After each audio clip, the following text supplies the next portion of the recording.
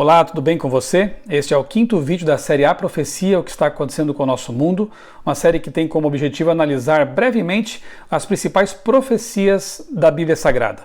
Eu tenho deixado aqui na descrição de cada vídeo materiais complementares para que você possa buscar mais informação a respeito dos temas que estão sendo abordados. Vou deixar neste vídeo dois links importantes também para você. O primeiro é o link que dá acesso aos vídeos anteriores dessa série, aos 4 vídeos anteriores. E o outro vídeo, outro link, para uma série de vídeos com estudos bíblicos doutrinários, que eu tenho gravado, produzido e postado aqui em meu canal no YouTube. Espero que você goste desse material, que você possa compartilhar, curtir, fazer bom uso desses conteúdos, tá bem? Ok, uma das atividades, um dos passatempos que mais dão prazer ao meu filho Micael, de 9 anos, é montar Lego. Eu tenho aqui dois exemplos, um trator que ele montou algum tempo atrás. Tenho também aqui uma pequena nave espacial que meu filho montou também. Ele gosta muito, ele é praticamente um especialista na montagem de Legos. Me impressiona ver como ele faz isso com certa facilidade, mas se não fossem os manuais que vêm com esses brinquedos, seria praticamente impossível, quase impossível montá-los. E esses manuais que a Lego prepara e coloca aí junto com o brinquedo na caixinha, eles ajudam muito, né, nas etapas, na forma como essas peças devem ser encaixadas e tudo mais. Eu comprei alguns meses atrás um brinquedo desses de Lego, não só para o Micael, mas para mim também, dessa vez eu me presenteei, que é a réplica do foguete Saturno V, está aqui do meu lado, o foguete que levou os 3 norte-americanos da NASA para a Lua. Primeira vez, então, que os seres humanos pisaram no nosso satélite natural. O manual de montagem desse Saturno V tem quase 200 páginas. Realmente foi um processo bastante complicado, mesmo contando com a ajuda do meu especialista, né, o Micael, em montagem de Lego. Nós levamos quase 8 horas para montar essa belezinha aqui. Deixa eu mostrar para vocês um pouco melhor. Veja aqui num outro ângulo, o Saturno V está aqui. Você está vendo aí algumas imagens que nós fizemos quando montávamos esse foguete.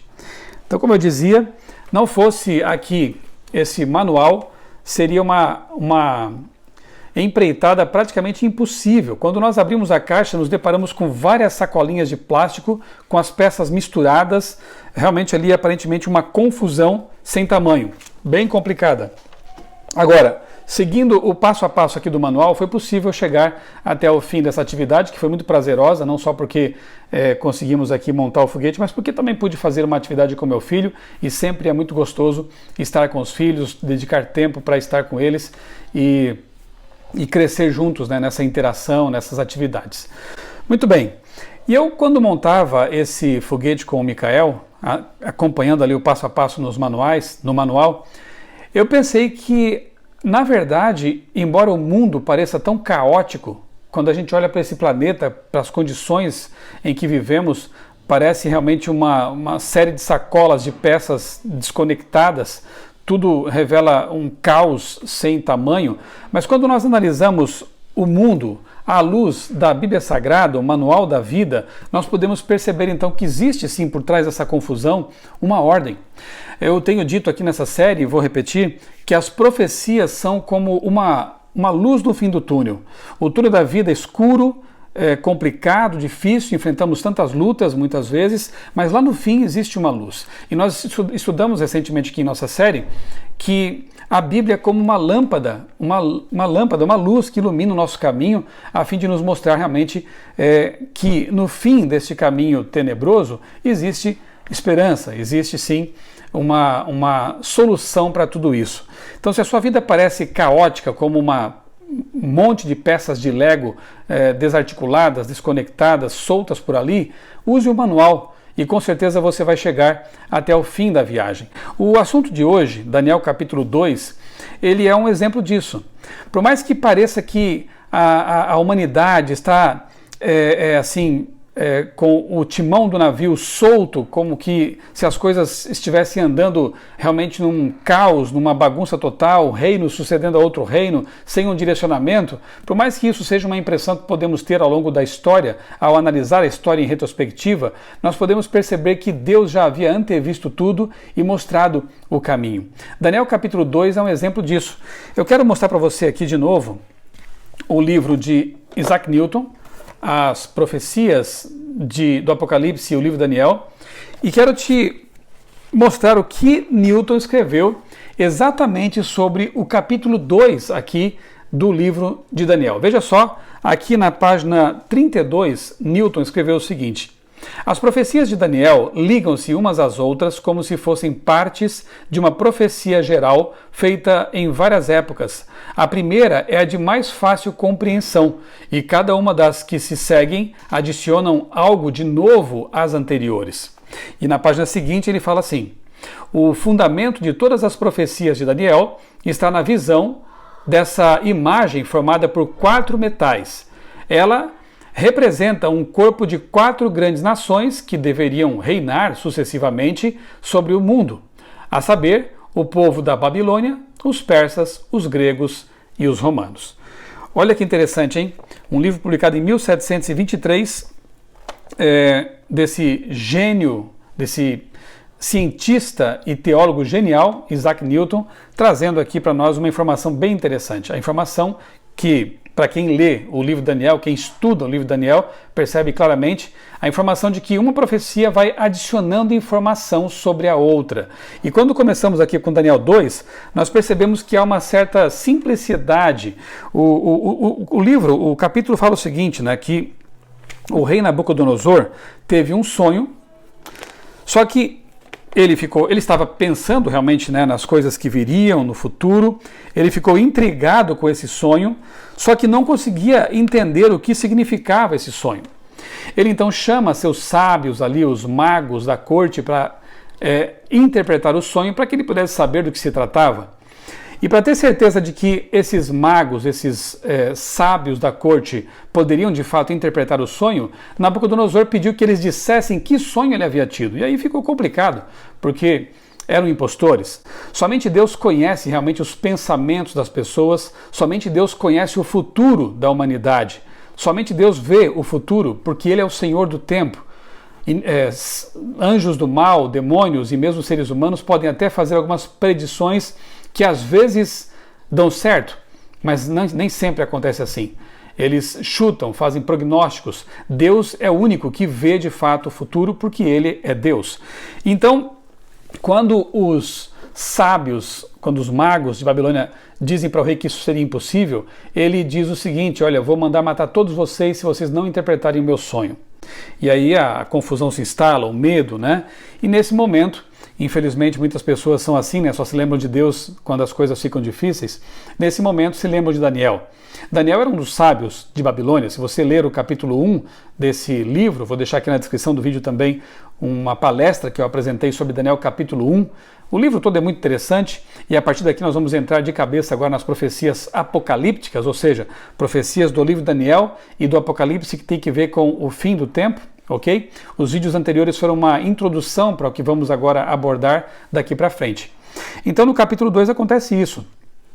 E como diz Isaac Newton, e a gente percebe ao ler, é um capítulo muito simples, uma interpretação bastante direta, simples, que vai nos ajudar muito quando chegarmos a Daniel capítulo 7, capítulo 8, 9, 12, Apocalipse. Por quê?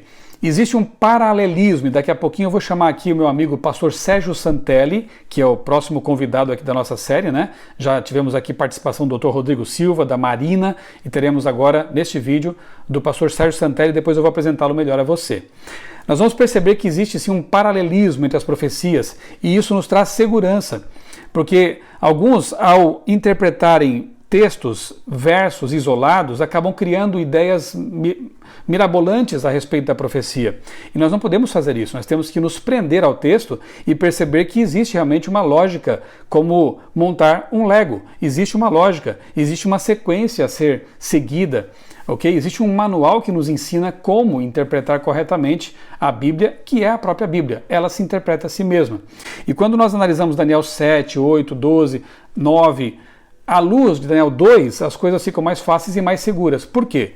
Em Daniel 2, o rei sonha com uma grande estátua composta por metais diferentes. Cabeça de ouro, braços e peitos de prata, ventre e coxas de cobre, pernas de ferro, pés de uma mistura immiscível, na verdade, barro misturado com ferro, e depois, no fim dessa visão do sonho, o rei vê vinda do céu uma pedra, não foi lançada por mãos humanas, portanto é uma intervenção sobrenatural. Essa pedra vem, atinge a estátua nos pés e faz desmoronar todo aquele conteúdo ali, todos aqueles metais, e essa pedra então se torna, toma conta do mundo, se torna um reino eterno. Que interessante, né? O que você entendeu desse sonho? Como você interpretaria esse sonho? Ainda bem que não precisamos ficar quebrando a cabeça nisso, porque o próprio Daniel interpreta o sonho. E eu quero então ler para você, no capítulo 2, apenas a interpretação, porque o sonho eu acabei de resumir para você. E Daniel então diz assim, a partir do verso 36. Esse é o sonho. Daniel acabou de dizer para o rei qual foi o sonho, né? Que eu disse para você também. E também a sua interpretação diremos ao rei. Tu, ó rei, rei de reis, a quem o Deus do céu conferiu o reino, o poder, a força e a glória, e a cujas mãos foram entregues os filhos dos homens, onde quer que eles habitem, e os animais do campo e as aves do céu, para que dominasses sobre todos eles, tu és a cabeça de ouro. Pronto. Daniel interpreta o sonho dizendo que a cabeça de ouro da estátua é o rei ou o reino de Babilônia. Verso 39. Depois de ti se levantará outro reino inferior ao teu, e um terceiro reino de bronze, o qual terá domínio sobre toda a terra.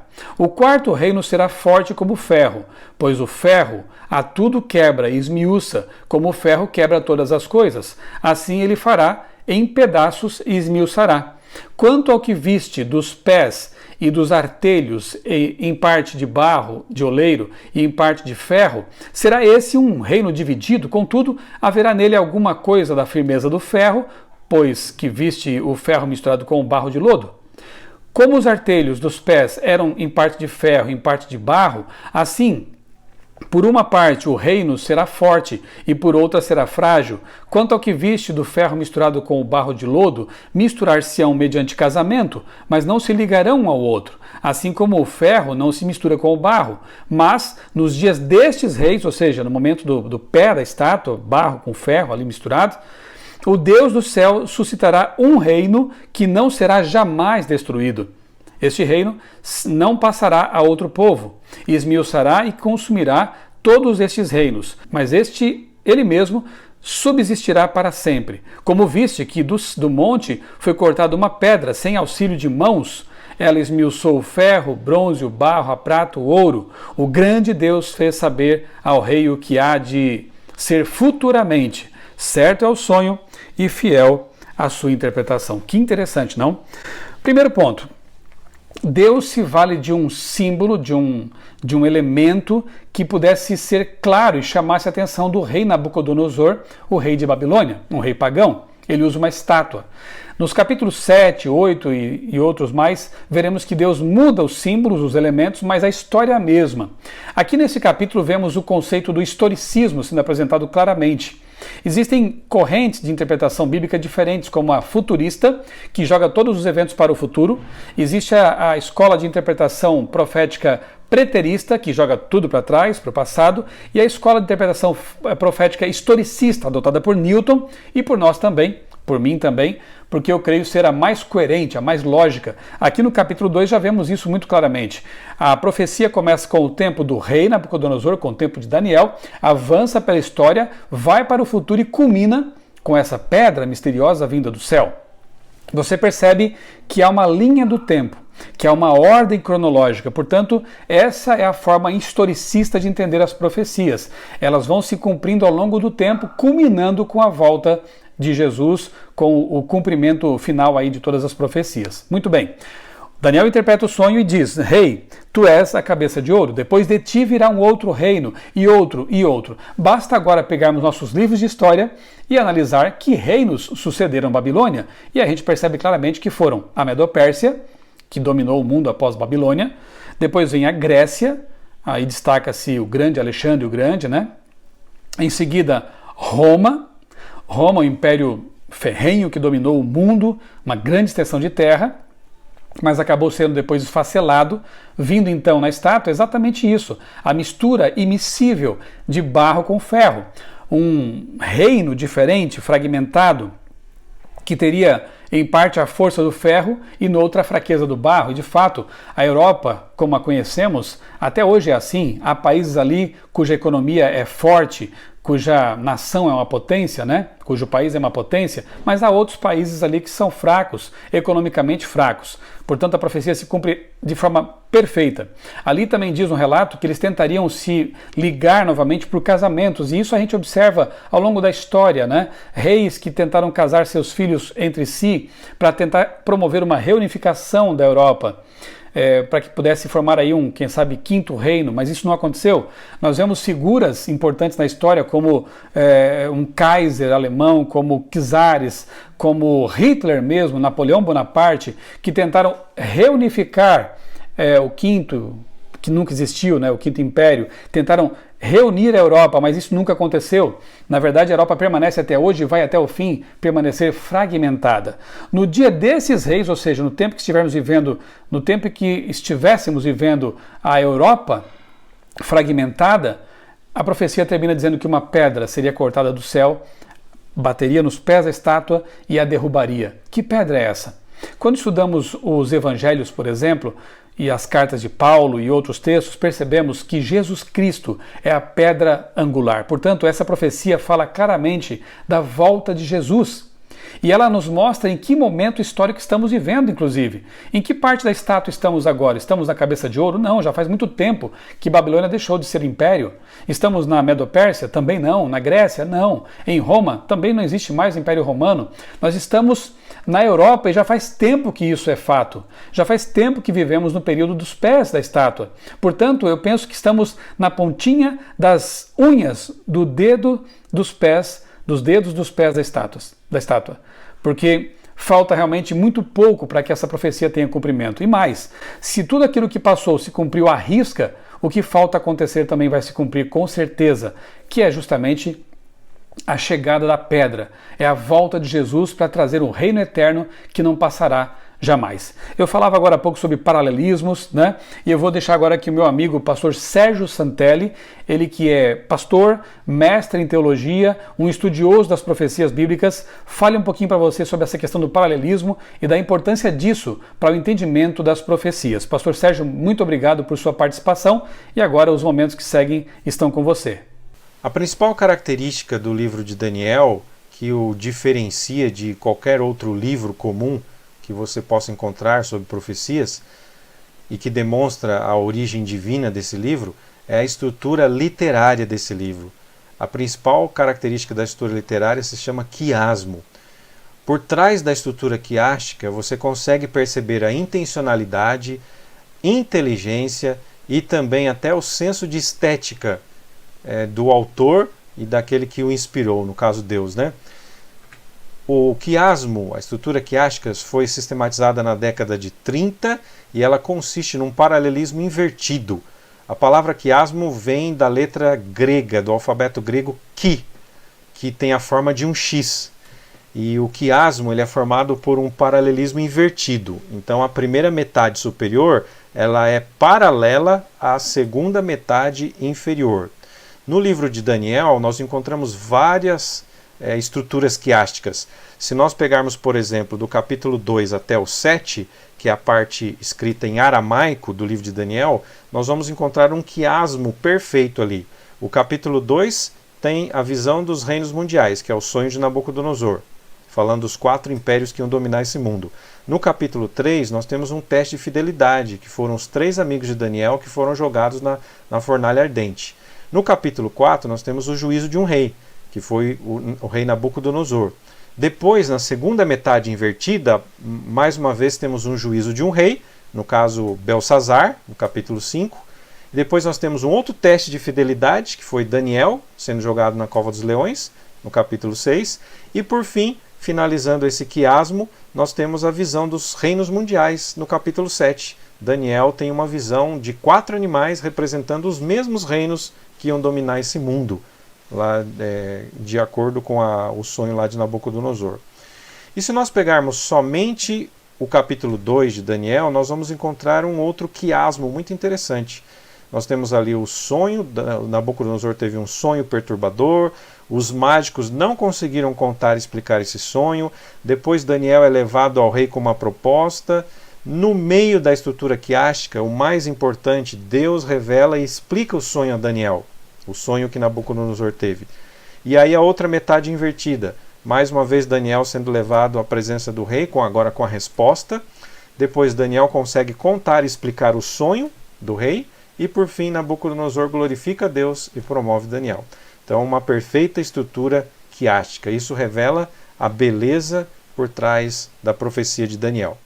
Obrigado, Pastor Sérgio, por sua participação. O Pastor Sérgio volta em outros vídeos dessa série. Você percebeu como é importante realmente nós estudarmos a Bíblia com a metodologia correta, nos aprofundarmos no estudo e muitas vezes bastando apenas ler todo o capítulo, ler os capítulos anterior e posterior para perceber o contexto, entender os símbolos proféticos. Nós vamos depois estudar, por exemplo, aí no Apocalipse, né? E veremos que aparecem ali bestas, aparece ali mar, aparece ali mulher. Todos esses elementos simbólicos têm na Bíblia a sua explicação. E quando aplicamos esses conceitos, essas interpretações bíblicas ao texto, a gente consegue compreender perfeitamente o significado dele. O que não podemos fazer é viajar, sair da interpretação correta dos textos proféticos para entendê-los à luz da nossa compreensão humana, moderna. Algumas pessoas acham que a marca da besta poderia ser um chip de computador, um biochip ou coisa parecida. Alguns interpretaram, por exemplo, o carneiro de Daniel capítulo 8, que veremos daqui a pouco aqui em nossa série,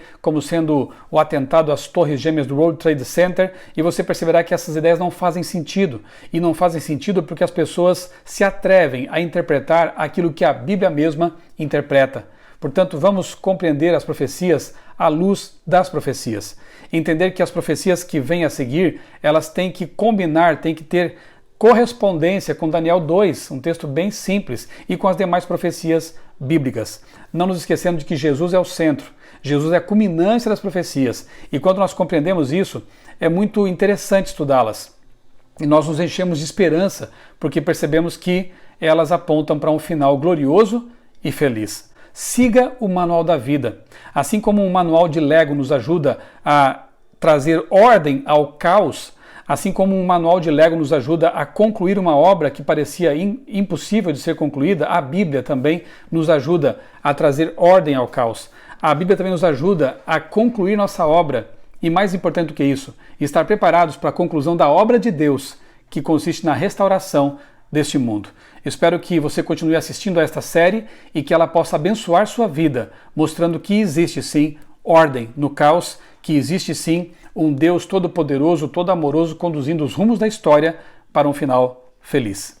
Um grande abraço para você e que Deus abençoe grandemente sua vida e também a sua família.